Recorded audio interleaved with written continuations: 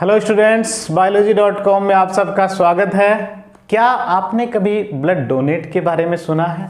अगर आपने blood donate कभी नहीं किया है तो आप 18 साल के होने के बाद ब्लड डोनेट ज़रूर करें, क्योंकि रक्तदान महादान कहा जाता है। ठीक है, अभी इस रक्तदान के पीछे का जो बायोलॉजी है उसको हम समझना चाहेंगे। यहाँ आज इस वीडियो में हम उसी पर डिस्कस करने वाले हैं। ब्लड डोनेट अगर आपने कभी किया है तो आप देखना कि आपके ब्लड ग्रुप पहले जांचे जाते हैं। ठीक है, इसके बाद जिस व्यक्ति को डोनेट करना है उसका ब्लड ग्रुप जांचा जाता है और फिर कहा जाता है कि आपका ब्लड ग्रुप तो इससे नहीं मैच हो रहा, इसलिए आपका ब्लड डोनेट नहीं करेंगे। दूसरे व्यक्ति को बुलाओ या किसी पारिवारिक जो संबंधी आदमी है उसका बुलाओ, क्योंकि ऐसी आनुवांशिक रूप से ये जो है वो आगे जेनेटिकली आगे जाते हैं, यानी कि एक माता पिता से उसके परिवार में ये ब्लड ग्रुप्स जो है वो जाते हैं। आनुवांशिक गुण है, ये वंशानुगत गुण होता है। ठीक है, तो पारिवारिक सदस्य को बुलाते हैं, फिर उसका ब्लड ग्रुप जांच करते हैं। अगर वो मैच होता है तो फिर उससे ब्लड ट्रांसफ्यूज किया जाता है। अब बात यहाँ ये आती है कि आखिर वो किस चीज़ की जांच कर रहे हैं और कैसे पता चलता है कि ये ग्रुप क्या है या ये ग्रुप कौन सा है। देखो, ब्लड ग्रुप जो होता है उसकी खोज का जो श्रेय है वो कार्ल लैंडस्टीनर को जाता है। कार्ल लैंडस्टीनर, इन्होंने 1901 में कार्ल लैंडस्टीनर इन्होंने 1901 में ब्लड ग्रुप की अवधारणा दी। इन्होंने देखा कि बहुत सारे एकदम स्वस्थ व्यक्ति है और उसका भी ब्लड अगर किसी में ट्रांसफ्यूज किया जा रहा है तो वो व्यक्ति खत्म हो गया। तो उन्होंने देखा कि जरूर कहीं न कहीं ब्लड जो होता है वास्तव में सभी का समान नहीं होता, उसमें कुछ डिफरेंस है और उन डिफरेंसों को उन्होंने खोज के और ब्लड ग्रुप उसे नाम दिया। ठीक है, इसलिए बहुत महत्वपूर्ण वैज्ञानिक है। बहुत एग्जाम्स में, कंपटीशन एग्जाम्स में ये सीधे सीधे पूछा जाता है कि मानव की जो रक्त समूह है उसकी खोज किसने की, रक्त समूह के बारे में बताने वाला वैज्ञानिक कौन था? तो वो थे कार्ल लैंडस्टीनर। कार्ल लैंडस्टीनर आपको जरूर याद रखना है। ठीक है, इन्होंने जो डिवाइड किया, ये जो ब्लड ग्रुप्स बांटे, वो कई प्रकार के, धीरे धीरे आज तक कई प्रकार के ब्लड ग्रुप्स खोजे जा चुके हैं। लेकिन उन सब ब्लड ग्रुप्स में एक तो एबीओ सिस्टम और दूसरा आरएच सिस्टम। ठीक है, आरएच फैक्टर, ये दो जो हैं हमारे सिलेबस में भी है और दो बहुत महत्वपूर्ण भी है। ठीक है, ये दो ही महत्वपूर्ण है और हम इन्हें डिटेल से समझेंगे। सबसे पहले बात करते हैं एबीओ सिस्टम की। एबीओ सिस्टम, एबीओ तंत्र, ए बी और ओ तंत्र बात करते हैं। देखो, एबीओ सिस्टम में जितने भी, देखो हमारे शरीर में जो आरबीसी, हमारे रक्त में जो आरबीसी होती है, उन आरबीसी की सतह पर, आरबीसी जो होता है उस आरबीसी की सतह पर विशेष प्रकार के एंटीजन पाए जाते हैं। क्या पाए जाते हैं? एंटीजन पाए जाते हैं और उन एंटीजन के आधार पर ही एबीओ प्रकार के ब्लड ग्रुप की खोज हुई और उसी आधार पे एबीओ ब्लड ग्रुप सिस्टम दिया गया है। पहले आप ये समझे कि एंटीजन आखिर होता क्या है, एंटीजन क्या होता है, एंटीबॉडी क्या होती है, ये समझे। देखो, एंटीजन हर वो फॉरेन पार्टिकल, हर वो बाहरी कारक, विदेशी कारक बाहर से जो अपने बॉडी में आ रहा है। ठीक है, कई बार हो सकता है कि एक अंग का निकलने वाला पदार्थ दूसरे अंग के लिए भी जो है वो एंटीजन हो जाता है। तो किसी भी अंग के लिए जो बाहरी से आया हुआ जो कारक है, ठीक है, वो बाहरी कारक जो एंटीबॉडीज उत्पन्न कर सके एंटीजन कहलाता है। ठीक है, मैं एक लाइन में कहूं तो बाहरी कारक जो आपके अंदर एंटीबॉडीज का निर्माण कर रहे हैं एंटीजन कहलाते हैं। बाहरी कारक जो आपके अपने शरीर के अंदर एंटीबॉडीज बना रहे हैं एंटीजन कहलाते हैं। ठीक है, बाहरी कारक होना चाहिए और आपके शरीर के अंदर एंटीबॉडीज उत्पन्न होना चाहिए। वो कारक क्या कहलाएंगे? एंटीजन कहलाएंगे। ठीक है। और एंटीबॉडी क्या होती है? जो एंटीजेंस के खिलाफ अपना शरीर जनरेट करता है, उससे बचने के लिए, प्रतिरक्षा के लिए एंटीबॉडीज बनाता है, ठीक है। शॉर्ट में एंटीजन को हम एजी कहते हैं और एक होती है एंटीबॉडी, उसको शॉर्ट में एबी कहते हैं। तो आपको समझ में आ गया होगा एंटीबॉडी और एंटीजन क्या होता है। एंटीबॉडी अपना शरीर जनरेट करता है एंटीजन से बचने के लिए, और एंटीजन विदेशी फॉरेन पार्टिकल्स हैं, बाहर से आने वाले कुछ कण होते हैं जो आपके लिए नुकसानदायक हैं, और एंटीबॉडीज उत्पन्न करके हम उसे खत्म कर देते हैं, वो एंटीजन्स कहलाते हैं। अब बात यहाँ देखो, मैंने क्या कही, आरबीसी की सतह पर एंटीजन पाए जाते हैं। मैंने अभी जस्ट कहा, क्या कहा कि बाहरी पार्टिकल्स को एंटीजन कहते हैं, ये तो अपने शरीर के अंदर ही है, ठीक है। अपने आरबीसी की सतह पर विशेष प्रकार के ये कारक है जिन्हें एंटीजन नाम दिए गए। इनके खिलाफ अपने शरीर में एंटीबॉडीज नहीं डेवलप होती है, ध्यान रखना, ठीक है। इनके खिलाफ नहीं होती, अगर इसी में दूसरा समूह आ जाता है तब एंटीबॉडीज डेवलप हो जाती है। देखो अभी सब समझ में आ जाएगा आगे आपको। देखो अब आप आरबीसी मैं बनाता हूं, ये है आरबीसी। अभी क्या बताया मैंने कि आरबीसी की सतह पर एंटीजन डेवलप होते हैं। एंटीजन जो होते हैं वो दो प्रकार के खोजे गए। एंटीजन जो आरबीसी की सतह पर बनते हैं वो दो प्रकार के बनते हैं, एंटीजन ए और एंटीजन बी। एंटीजन ए और एंटीजन बी, इसी आधार पर इसे एबीओ तंत्र कहा है। देखो ये है आरबीसी, अगर आप ऊपर से देखते हो तो आरबीसी कुछ ऐसी ही नजर आती है। वैसे आप इसका साइड व्यू अगर देखें तो हमने क्या कहा था, आरबीसी जो है वो बाइकॉनकेव होती है। पिछले वीडियो में हमने क्या कहा, आरबीसी बाइकॉनकेव होती है, बीच में से यहाँ उसमें इस तरह होता है। तो आप दोनों तरीके से, अगर मैं इसे ऊपर से देखूं तो ये मुझे राउंड शेप नजर आएगी, ठीक है। आप किसी भी तरीके से इसे समझ सकते हैं, केवल समझने के लिए मैं यहाँ ऐसे बना रहा हूँ। आरबीसी की सतह पर बहुत सारे ऐसे कारक पाए जाते हैं और वो हर आरबीसी की सतह पर पाए जाते हैं, जिसे एच एंटीजन कहते हैं, ठीक है। क्या कहते हैं? एच कारक कहते हैं, सॉरी एच कारक कहते हैं। जैसे मैं यहाँ बनाता हूँ एच कारक कहते हैं, तो इसे एच जैसा ही बना देते हैं, अच्छा लगेगा। ये एच कारक है, आरबीसी की सतह पर क्या है, एच कारक पाया जाता है, जो सभी आरबीसी में होता है, उसमें कोई डिफरेंस नहीं होता है, ठीक है। फिर उसके बाद में उस पर कुछ विशेष तरह की और संरचनाएं जोड़ी जाती है, विशेष तरह की संरचनाएं और जोड़ी जाती है। अगर एच कारक पर, ये जो अभी बनाया ये तो है एच कारक, अगर इस एच कारक पर NAGA नागा, इससे आप याद रख सकते हो नागा, इसका पूरा नाम है एन, ए से है एसिटाइल, जी से है गैलेक्टोस और ए से है एमीन।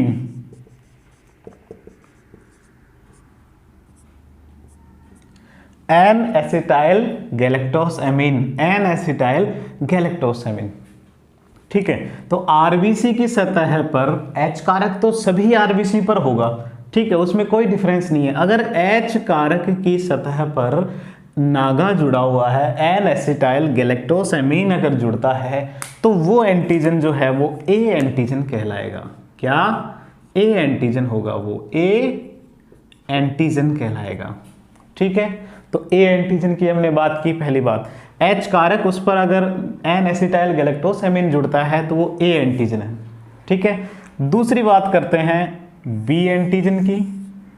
ये एक दूसरी आरबीसी बनाई, ठीक है, यहां से कुछ ज्यादा बड़ी बन गई।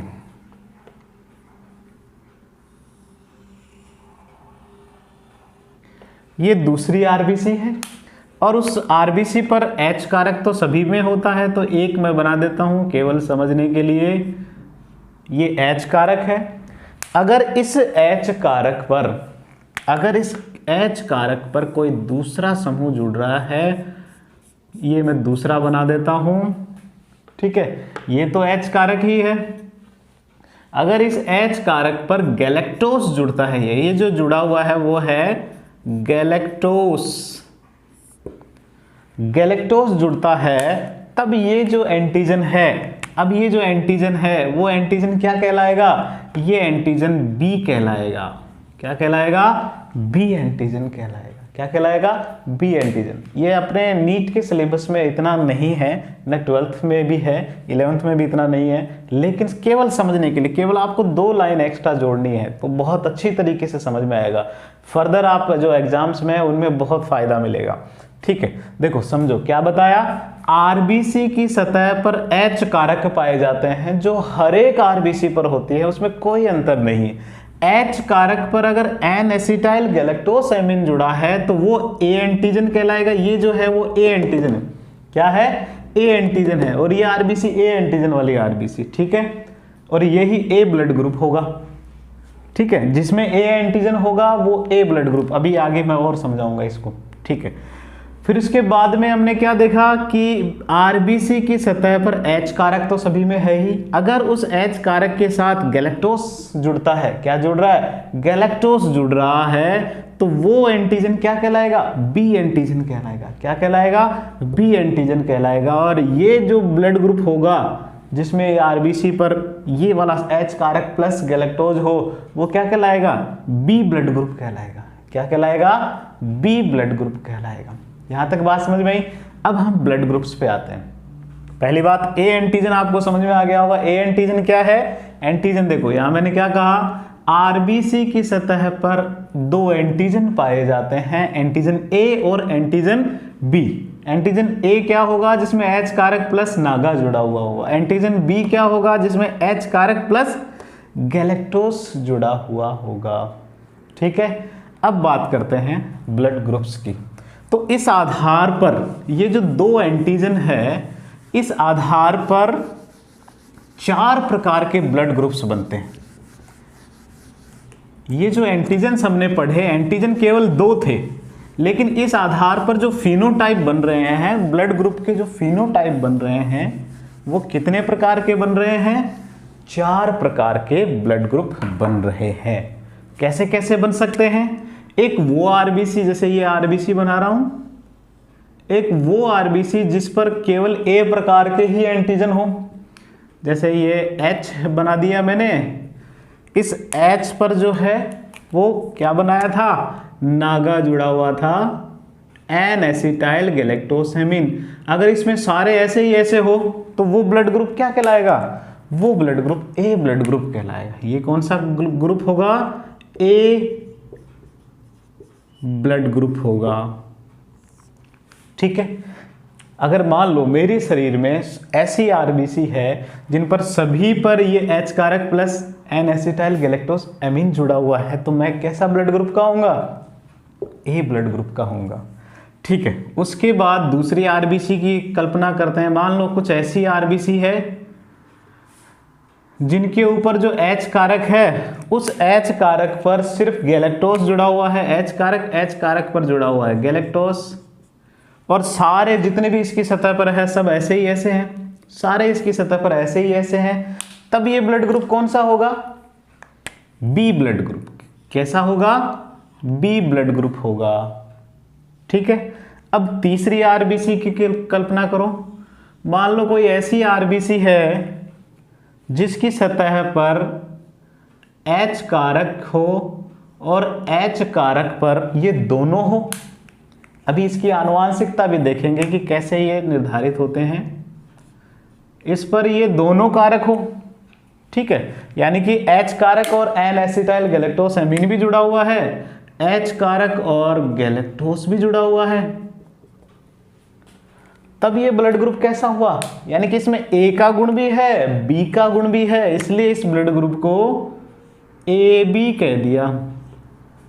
ये ब्लड ग्रुप कौन सा हो गया, ए बी हो गया। ठीक है, ये ब्लड ग्रुप हो गया ए बी। चौथे ब्लड की आरबीसी की अगर कल्पना करें, ऐसा ब्लड ग्रुप भी हो सकता है जिसपे केवल H कारक हो और कोई कारक हो ही नहीं, केवल H कारक ही हो, ना तो N एसिटाइल गैलेक्टोस एमीन है, ना ही गैलेक्टोस है, ना यानी कि ना वो एंटीजन ए बना रहा है, ना उसमें एंटीजन बी है। तो ऐसा वाला क्या कहलाएगा, ओ, जीरो कह दिया उसको। वास्तव में ये जो ओ है वास्तव में जीरो को डिनोट कर रहा है।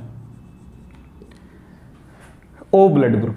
तो देखो इस 2 एंटीजन के बेस पे ही 4 प्रकार के ब्लड ग्रुप हो गए। केवल एंटीजन 2 थे लेकिन ब्लड ग्रुप कितने हो गए? 4 प्रकार के ब्लड ग्रुप हो गए। A blood group, B blood group, A B blood group और ओ ब्लड ग्रुप। ठीक है, बात करें यहां अभी जस्ट बहुत आसान सी मैंने बात कही एंटीजन वाली। ए ब्लड ग्रुप में एंटीजन कौन सा था? ए।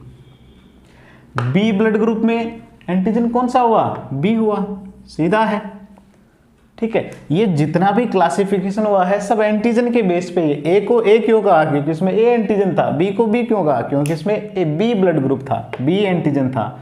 ए बी को ए बी क्यों कहा? क्योंकि इसमें ए एंटीजन भी था, बी एंटीजन भी था, तो दोनों एंटीजन उसमें है। और ओ को ओ क्यों नाम दिया? क्योंकि उसमें कोई सा ही एंटीजन नहीं है, उसमें कोई एंटीजन नहीं है।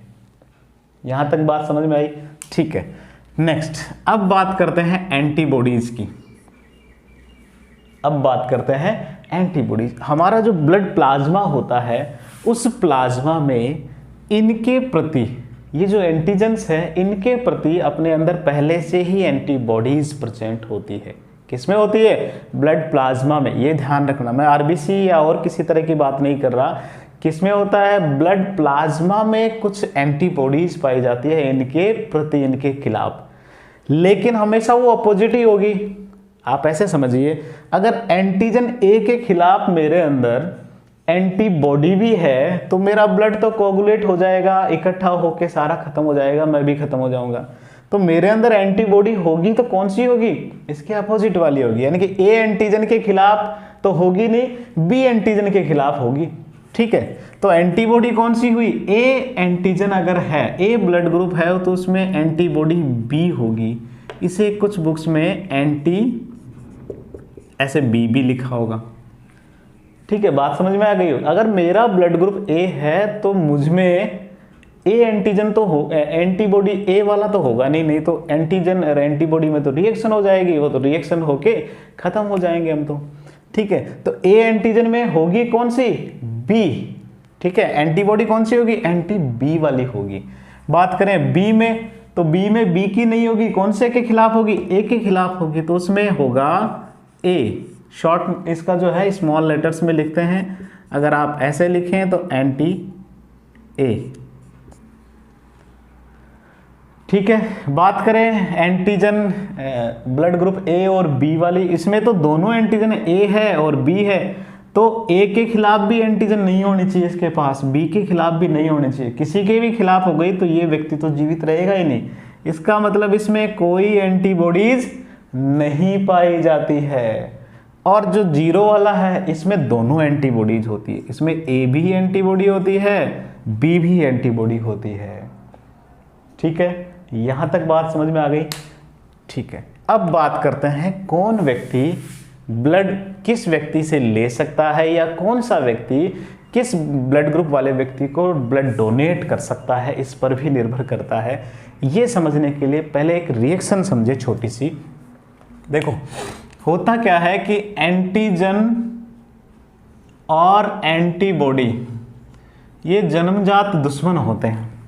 एंटीजन और एंटीबॉडी इनके खानदानों में ही लड़ाई चालू है, इनकी जो खानदानी लड़ाई है आप ऐसे समझे, जैसे बहुत सारे फिल्मों में होती है, बाप बेटे लड़ रहे हैं तो फिर उनके बेटे भी लड़ रहे हैं, पोते भी लड़ रहे हैं, वैसा ही कुछ इनके साथ सीन है।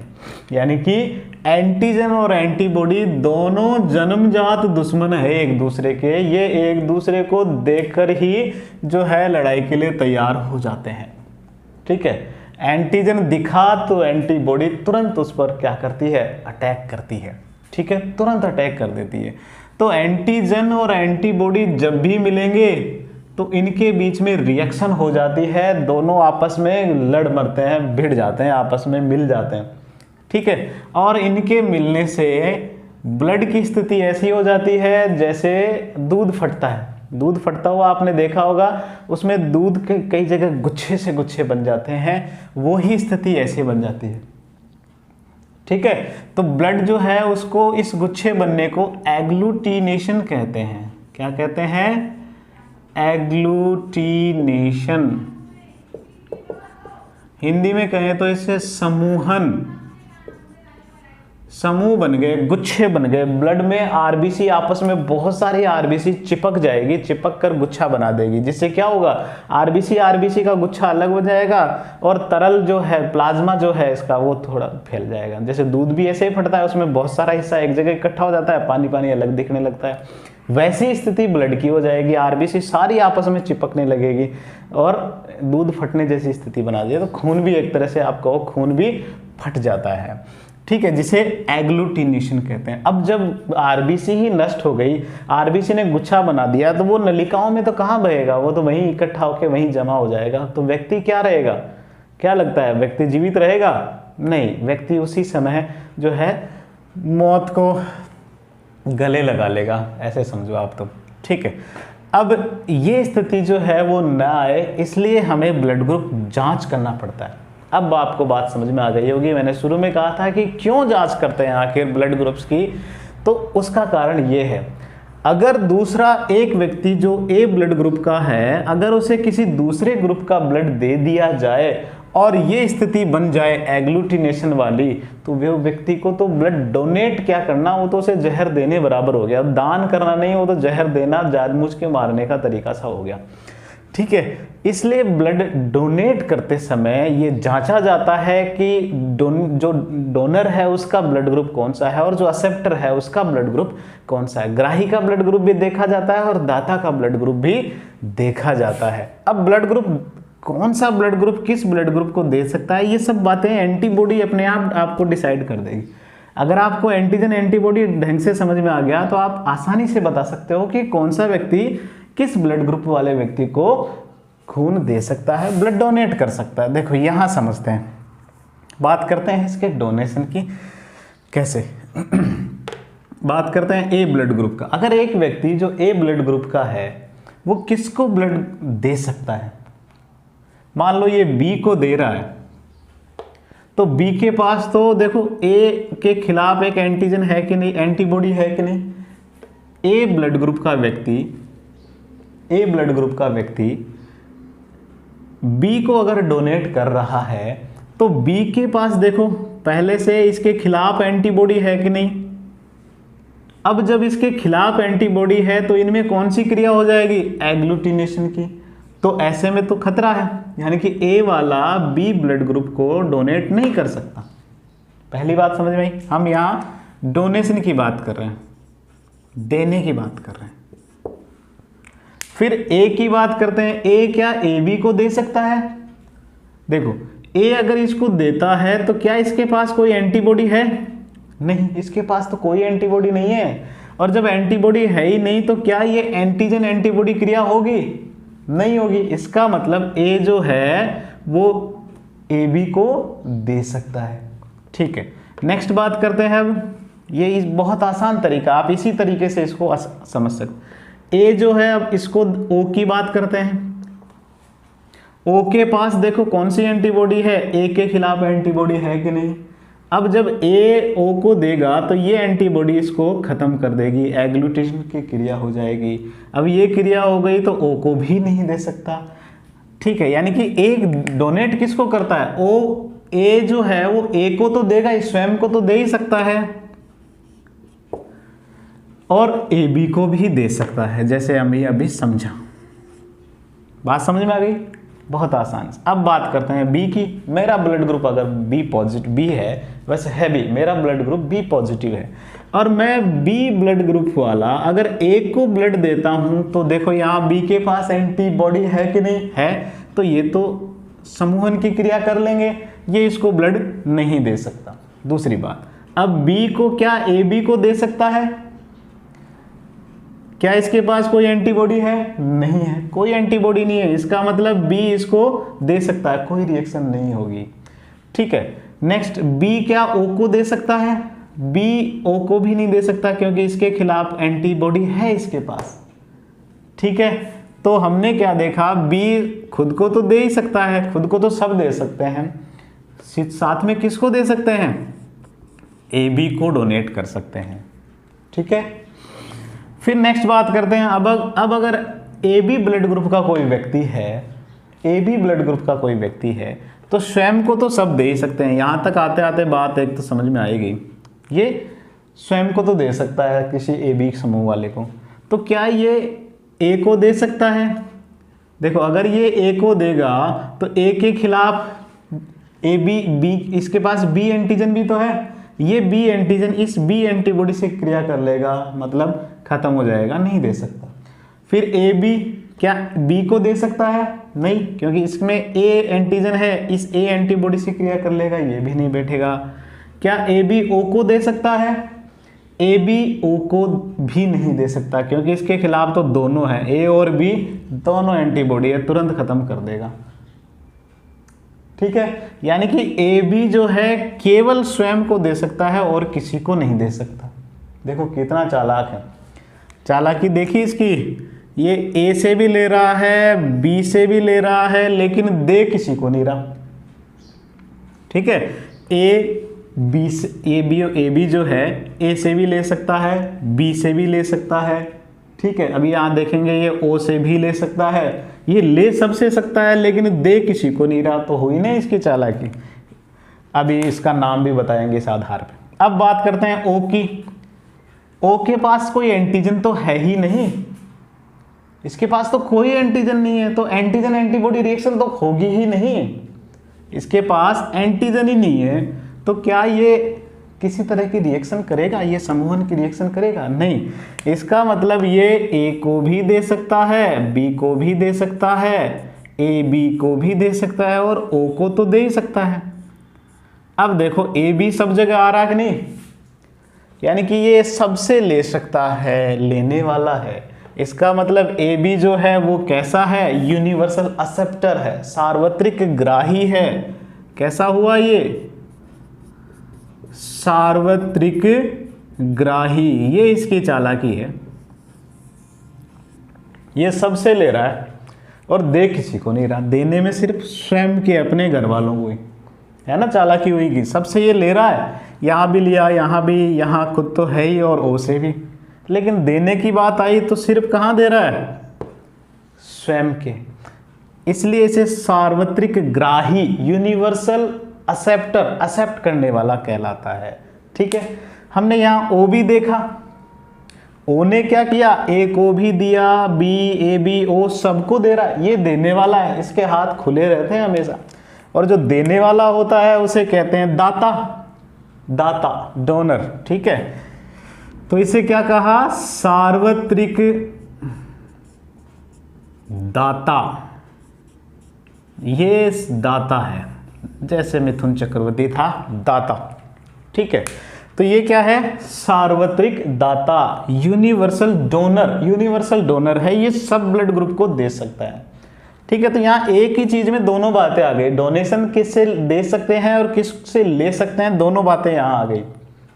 ठीक है, समझ में आ गई होगी। जैसे ए है, ए किससे ले सकता है? यहाँ तो हमने डोनेशन की बात, लेना किससे है? ये ए से ही लेगा, पहली बात तो लेगा भी ए से, और दूसरा ये ओ से ले सकता है। अब बात लेने की भी बात करें, जहाँ जहाँ ये कंसेप्ट आ रहे हैं वहाँ वो आप लगा सकते हो। बात करें इसकी एक्सेप्टर की, ए से ले सकता है और ओ से, क्योंकि यही है जो सब जगह देने का काम करेगा। बी जो है बी से तो ले ही सकता है, ओ से भी ले सकता है। ए बी जो है ये तो बड़ा विशेष है ही, अभी मैंने देखा सब जगह यहाँ आ रहा है, तो ये ए बी से भी ले सकता है, ए से भी ले सकता है, बी से भी ले सकता है, ओ तो डोनर है ही है। और ओ किससे ले सकता है? ओ केवल ओ से ले सकता है, ओ केवल ब्लड ओ से ही ले सकता है, ब्लड ग्रुप वाले ओ से ही ले सकता है, दूसरों से नहीं ले सकते। क्यों? क्योंकि अगर ए से लिया तो यहाँ रिएक्शन हो गई, बी से हो गया तो यहाँ रिएक्शन हो गई, ए बी से लिया तो भी रिएक्शन हो गई, लेगा केवल ओ वाले से ही। ठीक है, कंसेप्ट क्लियर हो गया आपके पास। हमने क्या देखा कि ए एंटीजन जो है वो कैसा होता है? एच कारक के ऊपर नागा जुड़ा हुआ है। बी एंटीजन कैसा होता है? एच कारक पर गैलेक्टोज जुड़ा हुआ है। दोनों है तो ए बी, कोई सा नहीं है तो ओ है। ठीक है, इसी आधार पर ये एंटीजन हमने देखे ए बी, और कौन किससे दे सकता है, किससे प्राप्त कर सकता है? सार्वत्रिक ग्राही हो गया ए बी, सार्वत्रिक दाता हो गया ओ ब्लड ग्रुप। ठीक है, यहाँ तक बात समझ में आई?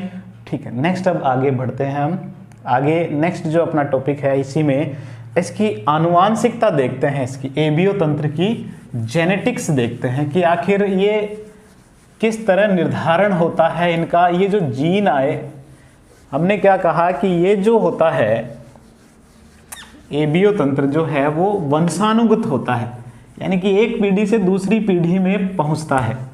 अगर मेरे माता पिता एक ही ब्लड ग्रुप के हैं तो मुझ में भी पूरी पॉसिबिलिटी है कि उसी तरह का ब्लड ग्रुप होगा, क्योंकि आनुवांशिक गुण होता है ब्लड ग्रुप का। देखो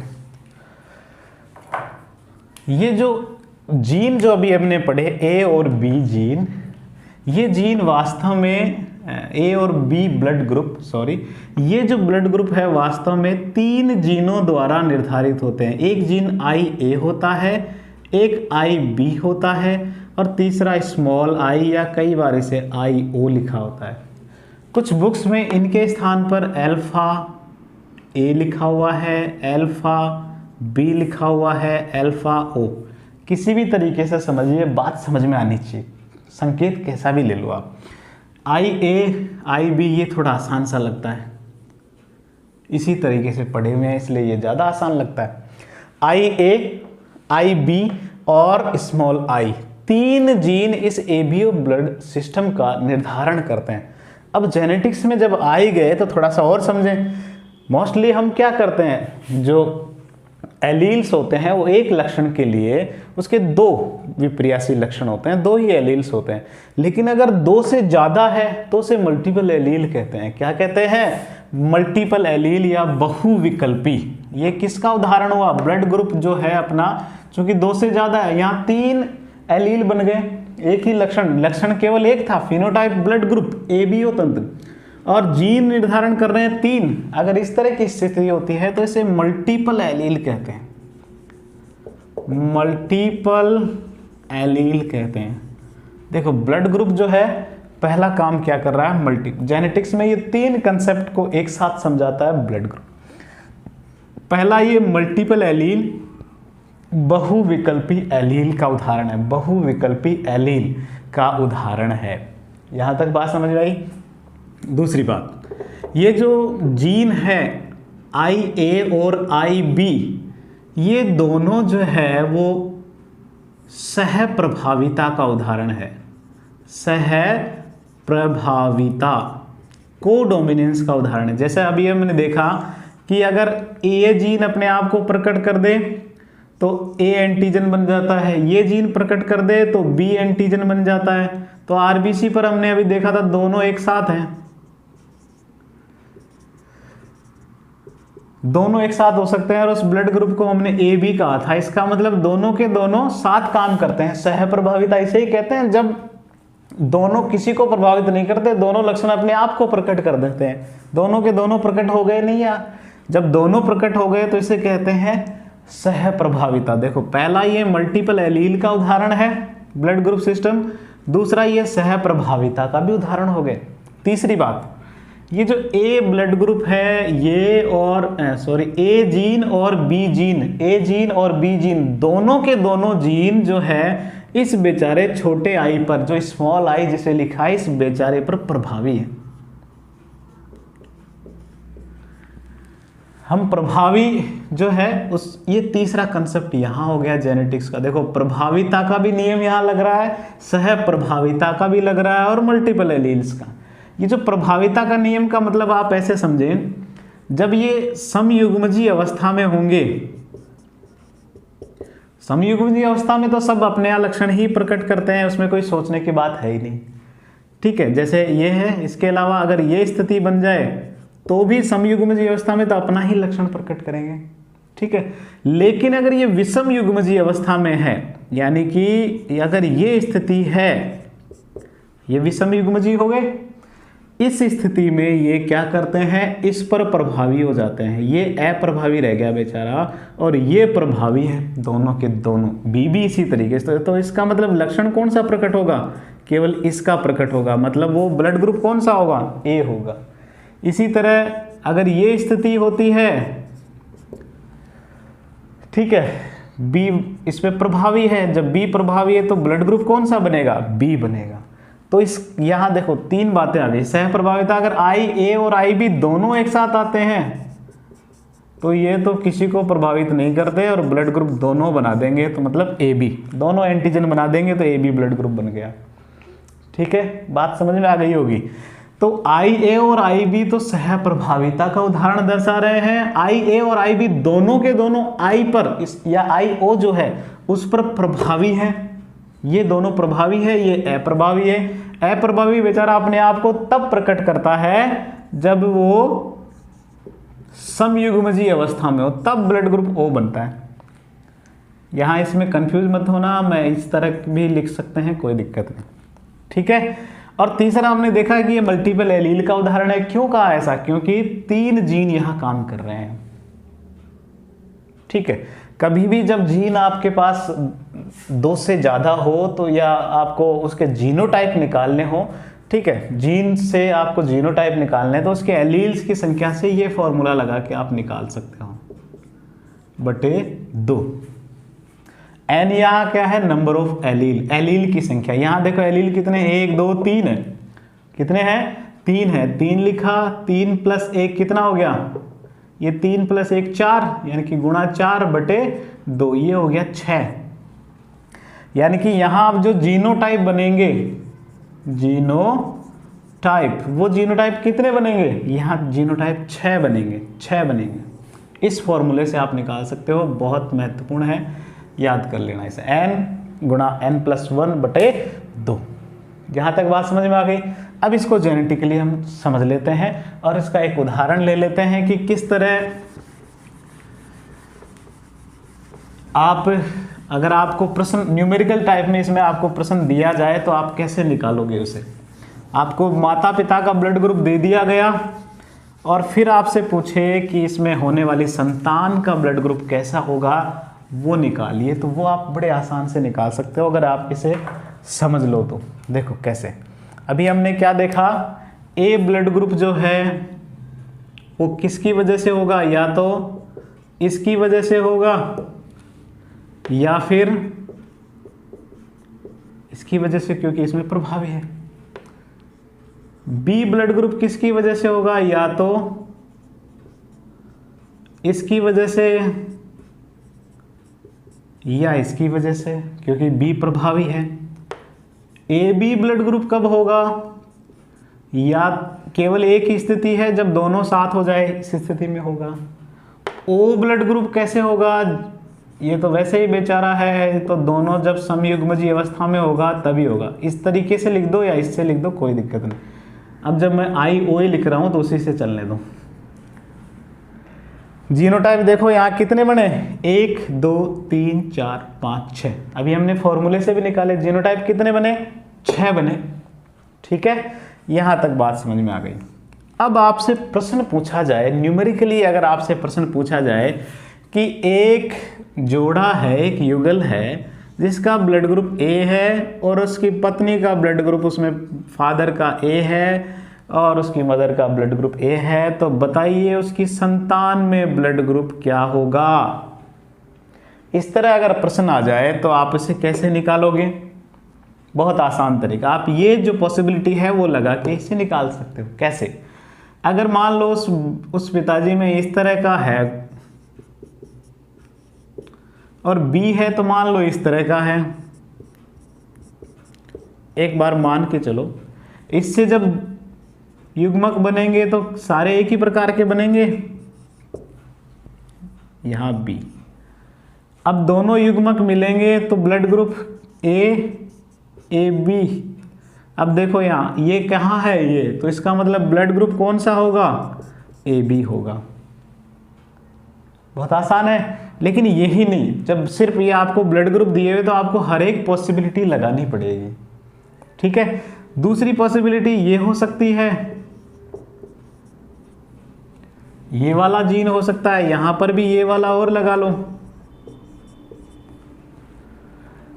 इससे जो युग्मक बनेंगे, इसे मैं यहां बना रहा हूं, इससे अगर युग्मक बनते हैं तो दोनों युग्मक बनेंगे, ये भी बनेगा, ये भी बनेगा, इधर ये युग्मक बनेगा और ये युग्मक बनेगा, इनके मिलने की संभावनाएं, हर पॉसिबल संभावना आप निकालिए, इससे इससे और इससे, इसको इससे और इससे।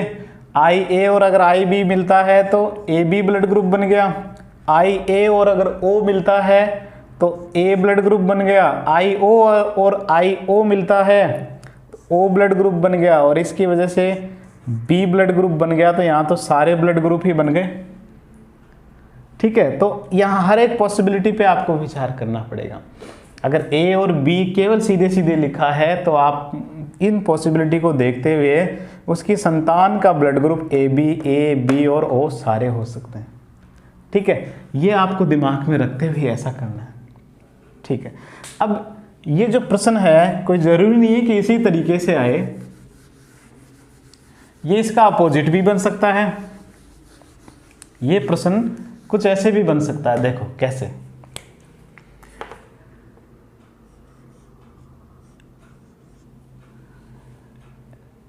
एक परिवार जिसमें उसके पिताजी का ब्लड ग्रुप ए बी है, उसकी एक संतान है, उसका ब्लड ग्रुप बी है, तो बताइए उसकी माता का ब्लड ग्रुप क्या होगा। ये भी तो पॉसिबिलिटी है, प्रश्न ऐसे भी बनता है। तो ऐसे प्रश्नों को आप कैसे हल करें, वही तरीका है। इसका है ए बी का जीन निकालिए, जीनोटाइप क्या होगा, ए आई बी यही होगा। बी ब्लड ग्रुप का जीनोटाइप क्या हो सकता है, या तो ये होगा या फिर ये होगा। अब अंदाजा ये लगाइए कि इसके पास ए है, इसको तो ए का तो काम ही नहीं है, आई ए तो कहीं है ही नहीं, इसलिए इसकी तो संभावनाएं खत्म हो गई। ये इससे आया होगा पिताजी से, एक जो है ये तो पिता से आ गया होगा, लेकिन ये दूसरा कहाँ से आया। अब सोचिए ये दूसरा जो है कहाँ से आ सकता है, ये भी वही सेम है, तो ये दोनों तो कहाँ से आए और ये कहाँ से आ सकता है, ये आपको विचार करना है। अब ये कहाँ से आ सकता है, बी केवल बी ब्लड ग्रुप वाले में है, ए बी ब्लड ग्रुप वाले में है। ठीक है, तो ये बी हमें कहाँ से मिल सकता है, बी हमें ए बी से मिल सकता है और बी से मिल सकता है। ठीक है, यहाँ आई ओ भी तो है, आई ओ कहाँ से मिल सकता है, ओ से भी मिल सकता है, बी से भी मिल सकता है और ए से भी मिल सकता है, संभावना है। इसका मतलब यहाँ ए बी और बी तो पहले से हो गए थे, ए बी और बी तो हो गए, ए और ओ भी यहाँ संभावना हो गई, ए और ओ, यानी कि उसका माता का ब्लड ग्रुप सारे संभावनाएं हैं, कोई सा भी इनमें हो सकता है। तो इस तरह आप ऐसे निकाल सकते हैं। कभी भी ऐसे प्रश्नों को आप सीधे नहीं कि ए और बी है तो बेटे का जो होगा वो ए बी होगा, नहीं, ऐसा कभी मत करना, क्योंकि आपने गौर से देखना ऑप्शन में सारे होते हैं, ए हो सकता है, बी हो सकता है, ए बी हो सकता है और लास्ट का होगा उपरोक्त सभी हो सकता है। और आप नोट करना कि वो सारे उपरोक्त सभी वाले पॉसिबिलिटी ज़्यादा बनती है यहाँ में। ठीक है, इस तरह के आप प्रश्न बार बार सॉल्व कीजिए। ठीक है, आप खुद ही अपने दिमाग में प्रश्न बनाइए कि मान लो पिता बी है, दूसरा माता जो है वो भी बी है, तो उसमें संतान क्या होगी, क्या क्या संभावनाएं होगी। इस तरह आप बार बार कई सारे प्रश्न करोगे, इसे आप आसानी से कर सकते हो। ठीक है बच्चों, तो आज के लिए इतना ही काफ़ी है। हमने क्या देखा, आज हमने ABO ब्लड सिस्टम जो है वो पूरा हमने ब्लड ग्रुप देखा और उसकी जेनेटिक्स हमने देखी, उसके न्यूमेरिकल भी हमने निकाल के देखे। ठीक है, इसे समझना है तो इसे बार बार आप दोहराइए, समझ में आपको अच्छी तरीके से आएगा। अगला जो वीडियो होगा वो RH कारक पर होगा। ठीक है, जुड़े रहें इसी तरह biology.com के साथ और अपने ज्ञान में वृद्धि करते रहें। धन्यवाद।